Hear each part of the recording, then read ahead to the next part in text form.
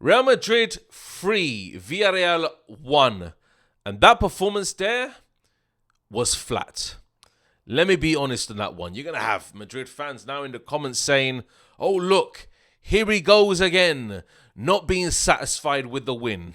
Let me tell you something for free. The performance there was slow. The passing, the movement, everything about it was not clinical. The finishing was not clinical. The amount of opportunities we had and the amount of goals that we actually scored doesn't tell the full picture. It was absolutely flat as a team performance. There was a few individuals that actually stood out.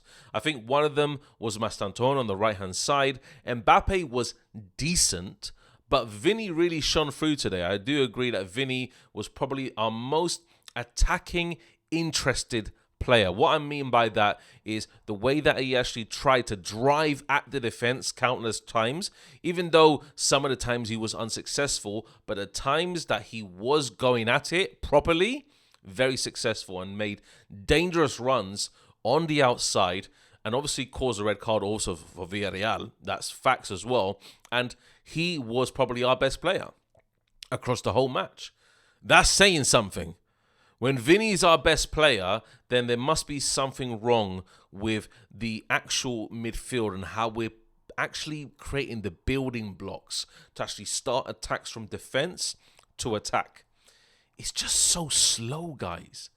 It's like moving at 1 mile an hour, the passing, because Villarreal didn't impress. They just kept in their defensive shape, and they were like, okay, cool, bring it on. They didn't press us at all. Imagine a team that's pressing us, like last weekend we saw against Atletico Madrid. Imagine if that's Barcelona now. Imagine if that's an Arsenal in the Champions League or Liverpool in the Champions League, even though they're not doing too well themselves. Look, we'll be pressed out of our skins how long we hold the ball. Until actually Bellingham and Camavinga came on and gave us a bit more freshness in terms of the midfield, then we started moving the ball quickly. Why does it take those two to come on to move the ball quickly? Arda was absolutely just way off his actual best. Way off. His passing was atrocious at times. Atrocious. And we're looking at the whole team and saying, look, why are we moving the ball like this? What is the main problem? And another problem that we faced was the gap in between the midfield and the defense. Let me give you an example. When Villarreal had the ball on the wings, either one of the left or the right channels, the defenders are just literally just standing off them. The midfielders are just standing off them. They're not even going to meet them head on, to press them at all. Just standing off, containing for their life of them, literally. What is the matter with them? What is the matter? Why can't they press as a unit when Villarreal have the actual ball in dangerous areas? That is a major problem I saw today. Imagine, again, like I'm going to say, if an elite team has the ball in those areas, we're going to get fried. We're going to get absolutely cooked. And we saw it again last week. Because you have that ball between your defense and your midfield.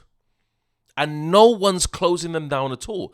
Carreras had an absolute shocker today. Shocker. Valverde was actually good on the right-hand side in the right-back position. But Carreras had an absolute shocker. Militao lost the ball countless times, getting pressed from the forwards. And this is what I mean by Real Madrid, about moving the ball quicker with a bit more intensity. Because then we have problem areas.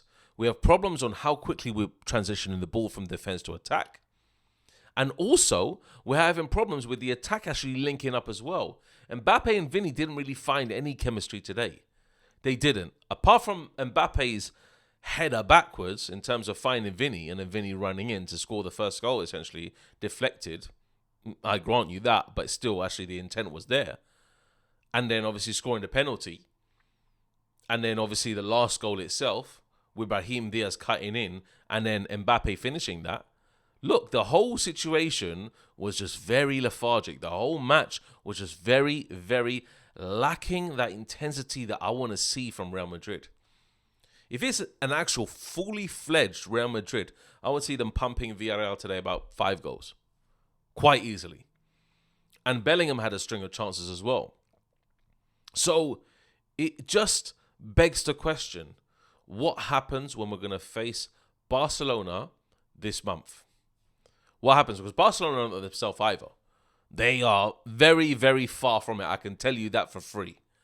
But it gives us just a bit more in the back of the mind saying, look, Real Madrid are going to have problems against Barcelona because Barcelona are going to exploit those gaps. Yes, we'll probably exploit the gaps in the other end as well. But it's going to be a to and fro match all the time. Where Barcelona, if they're in the areas, that Villarreal had the ball today, with the amount of gaps that they can exploit, they are going to absolutely fry us.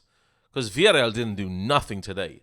Apart from a few attacks here, a string of attacks that they had, and the goal, of course, they scored. Look, perfect example. The goal they had, why is no one closing them down in those areas? Why is the whole defensive line in our own box?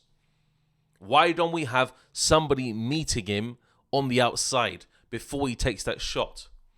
Because those are dangerous opportunities for any team to take. So it gives us the motive now to really go and start hunting teams down, especially when they have the ball. The press was decent from the front end, but when it comes to the defensive end, when teams are entering into our half, then that's a problem. A big one. Don't get me twisted, of course. Real Madrid, they got the win, I think, rather comfortably today because Villarreal didn't show any intent, essentially. But look, the amount of opportunities also that we missed and that we squandered is a problem also. We missed those chances last game against Kairat. We missed the chances in many matches this year, including Marseille in the Champions League. Why are we actually not tucking away our chances when we have them? Because that could be the defining moment when we face a big team. The Champions League, we're going to try and go for it. LaLiga, if we're going to try and go for it, we cannot miss those chances. End of story. If we miss those chances, then it becomes a major problem. When we go 1 goal down and then, Real Madrid now need to kick into gear. Doesn't make sense to me. It doesn't. It gives us less motive after we go a goal down because we're literally we've just had a slap in the face essentially.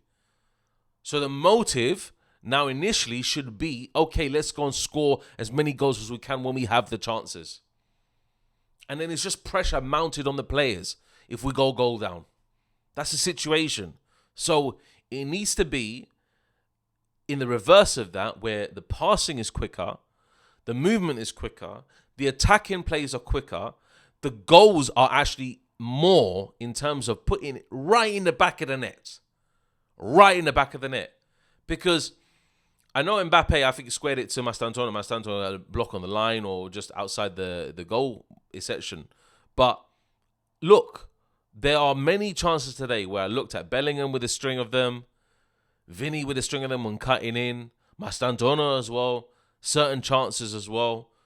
This is a problem. We need to be more clinical. We need to be finishing our dinner. Otherwise, we are going to get punished. Believe me on that one. But the main thing I wanted to make a point today of is how slow we are moving the ball. It's not good enough. We move it and circulate it so slowly. Many different Madrid content creators will see it differently. But I can see the pace of a team maybe in the Premier League against Real Madrid play like that. Moving the ball at literally 1 mile an hour, they're going to get absolutely fried. We've got 2 of them coming up, Liverpool and Man City. So we need to be careful because if we move the ball at literally that speed, they'll catch us out. They'll catch us out in no time whatsoever, especially with the pressing formations that Liverpool have and Man City with how they like to compact the midfield. Is going to be absolutely carnage. Absolutely carnage. We can't allow us to be so complacent when we have the ball and lose it, because we saw against Atletico Madrid, when a team has intensity and they want to press us, then it becomes a major problem, a big problem on our hands. We cannot allow that. Yeah, we cannot. I don't want to run through player ratings today because I thought I'm not going to start saying everybody's bloody 6 out of 10, because that's what I thought. Apart from maybe Vini and apart from Mastantuono, everybody I think deserves a 6 out of 10, even though Mbappe tucked away his chance. I think so, because Mbappe lost the ball countless times as well.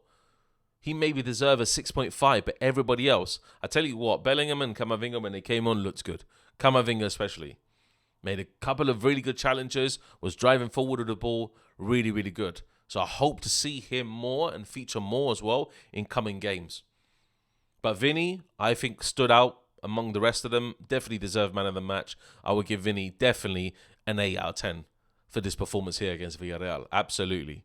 Absolutely. Yeah? And Valverde, definitely a 7 out of 10. He actually did really well on the right back, even obviously after coming out with these statements and all the criticism against him as a Real Madrid player, not trying to fit the Xavi system.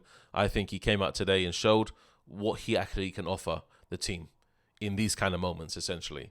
But Vini, great. Mastantuono, I think, was 7 out of 10. Like, he made some really good drives, really good driving runs at the defensive end, essentially, of Villareal. Very good driving runs. And I think he can be, if he develops like this, I think he can really develop into a great player for Real Madrid. Absolutely. But Mbappe, 6.5, I think. Even though he got his goal, a bit sluggish. A bit sluggish up front, losing the ball countless times in terms of Villareal when they press. Like when he's back against it, not really showing intent there. So 6.5 for him. Arda Güler, 6. The whole midfield, 6 essentially. Ceballos was actually trash, mate. Very bad today. Like, he lost the ball a lot. His passes were silly at times. Even less, probably 4 to 5 out of 10. And the rest of them, yeah. Well, you know my feelings. Carreras, shocking. Probably the worst player on the pitch. Definitely the worst player on the pitch. Look, Carreras has started well to the season. Good in terms of his starting games. But now he's on fraud watch. Once again, he's on fraud watch because, look, decent team came up today against us. Decent. And he got cooked several times on that side. Chasing, always chasing his runner. Never in front of him. Never literally just trying to stop him right in front of him. Always chasing behind. That's not good for a left back. He needs to be more aware of where he is. Guys, take care. Adios. That's me. Wrapped up for today. It ended up Real Madrid 3, Villareal 1. And we'll see you next time. Take care. Adios.